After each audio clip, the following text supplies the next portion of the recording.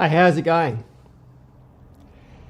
In this video, I'm going to show you how to use spatial prepositions to help keep yourself in sensory experience so that you can gather high quality information and stop yourself from being manipulated by another person's antics. For example, politicians seem to love using emotionally charged situations as a way to manipulate people.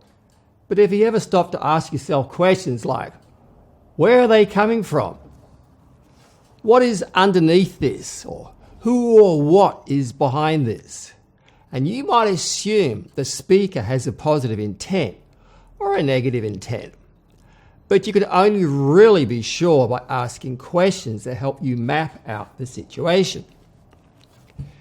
You can also use the spatial prepositions in an NLP coaching or hypnotherapy session. For example, you can drop under negative layers of mind to locate a core positive state, which can then be used to heal a presenting problem. If you're a meditator, then you can use spatial prepositions to explore consciousness. And I actually created a meditation which invites you to explore what is behind you, what is above you, what's to the left, what's to the right, what's in front, what's below, what is above. And if you're interested, it is called the Vastness Meditation. And it's part of my meditation package available on my website. So in this article, in this video, I'm going to give you a basic idea of how spatial prepositions work so that you can build a framework in your mind which you can then apply to your topic of conversation. So what are spatial prepositions? Spatial prepositions are words that refer to a spatial relationship of something to something else. So let's say we have a car and a dog, and we use spatial prepositions to look at their relationship in different ways. And as you do this exercise, be sure to take note of the image that you have in mind and notice how it changes as you read or listen to the following statements. So the dog could run by the side of the car.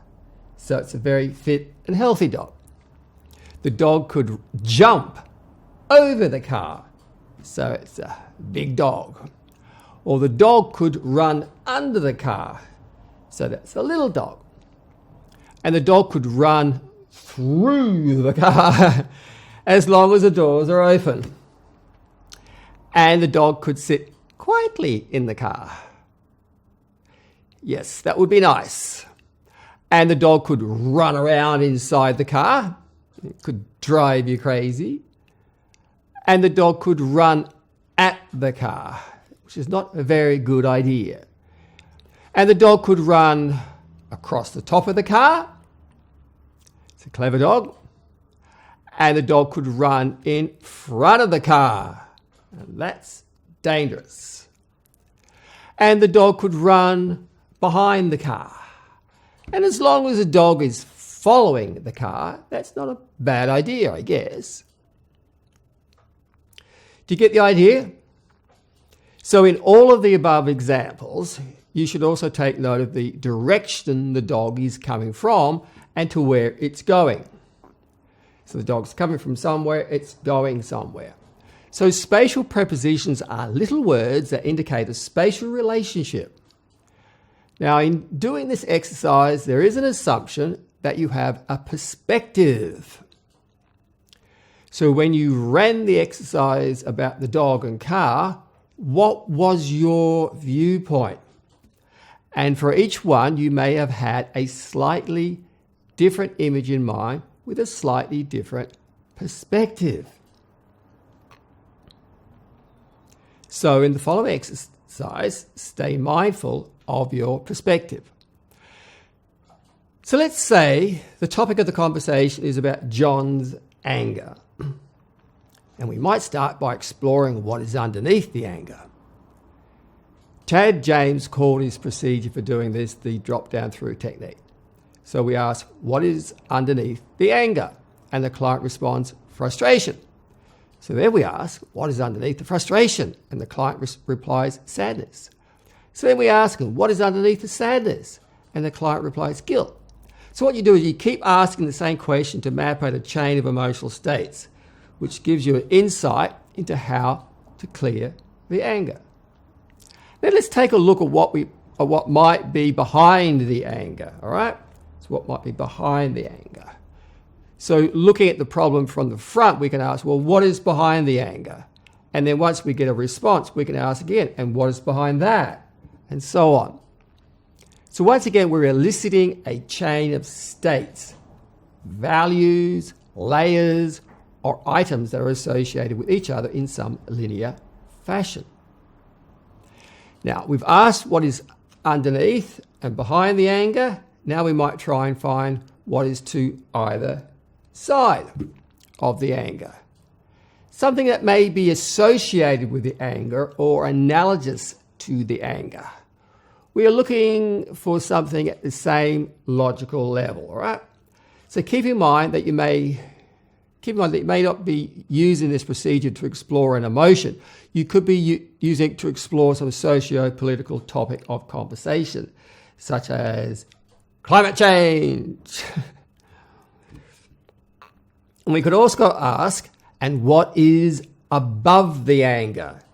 So this could give you some real interesting responses like self-control, humility, peace, godliness. And so for each spatial preposition, you keep on asking questions to follow a chain of states, values, layers, or items. And as Osho says, mind is layered like an onion. You peel off one layer and you find another, and so on until you get to the core values, core drivers, and core outcomes. And then we have to ask ourselves, is there anything in front that we are not seeing? Something that may be too close. So you step back, right, and get some distance away, away from it. So in terms of the anger, the information we gather could be that the mother, for example, has emotionally tortured the boy relentlessly, but no one seems to see that. And we may pause to wonder, are they willfully blind? And then drawing upon some other NLP tools, you could bring in timeline and keep in Robert Dilts' Sleight of Mouth model and Michael Hall's mind lines in the back of your mind. You could use questions to explore the past, the history, the intent, what's driving it and what's pushing it. And shifting to the future, you could ask, what is the possible outcome? What is the perceived benefit? What could be the consequence? So that's it. This video has been about using spatial prepositions to help you gather high quality information to build new understandings and achieve well-formed outcomes. Please leave your comments below and feel free to join us over at the Facebook NLP Hypnotherapy group, and I look forward to seeing you soon.